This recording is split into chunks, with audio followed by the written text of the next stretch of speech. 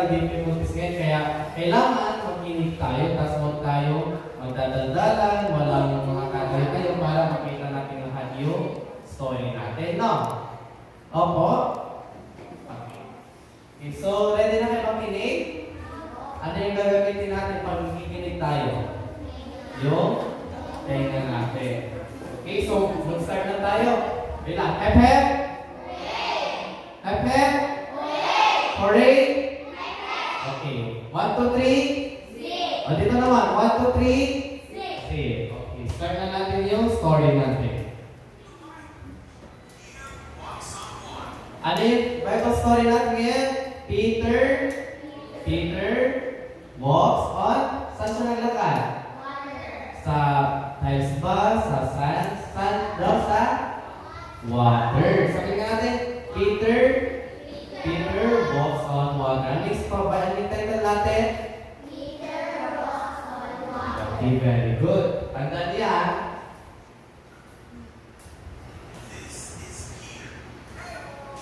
Ito daw si Peter. Anong ginagawa nila? Nangingis?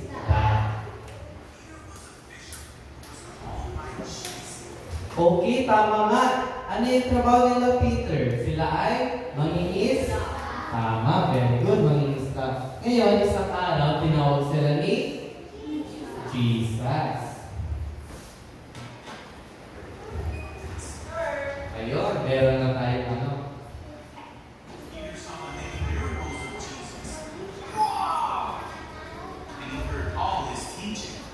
Okay, so, ngayon, tinawag na sino tinawag ni Jesus? Si Peter. So, si Peter, isa siya? Disciple. Ano siya? Isa siya? Disciple nino? Disciple ni? Okay, very good. Papakan nyo natin si Peter. Okay, nakikinig sila. Great crowds followed Jesus wherever he went. Okay, so ngayon, disciples siya ni Jesus. Ngayon, nakita ni Peter yung mga miracles ni Jesus, nagpagaling siya, tapos nagturo rin siya sa mga mararaming tao. Very good.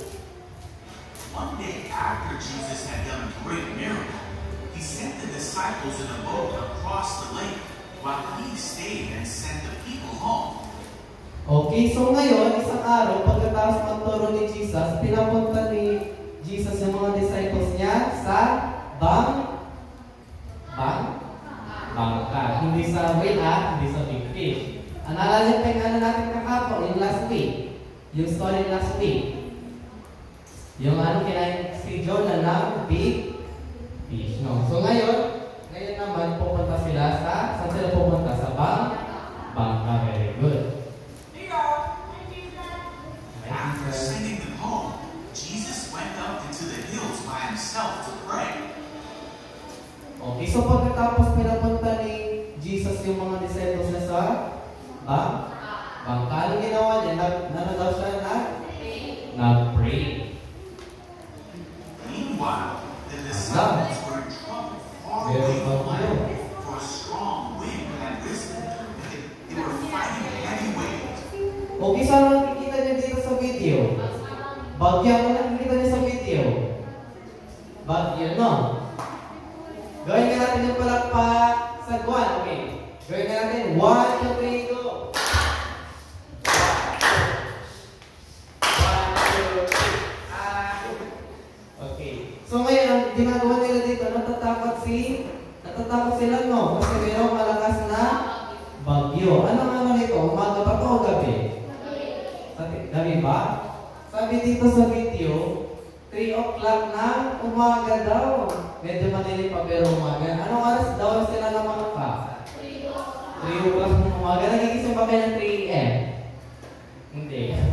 Hindi po, gising pa dito ng tutaya. So ngayon, nagbangka sila ng anong oras? 3 o'clock. Very good. About 8 o'clock in the morning, Jesus came toward them. Wow! Anong ginagawa ni Jesus dito? Naglalakad siya saan? Tama, naglalakad siya sa tubig. On water. When the disciples saw him walking on the water, they were terrified. Paano yung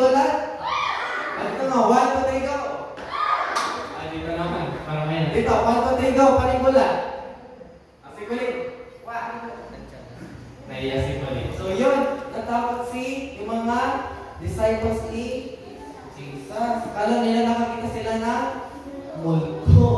Sabi nila, paano yung nakakita ng multo? Gawin nyo nga. Paano yung takot? Ayan.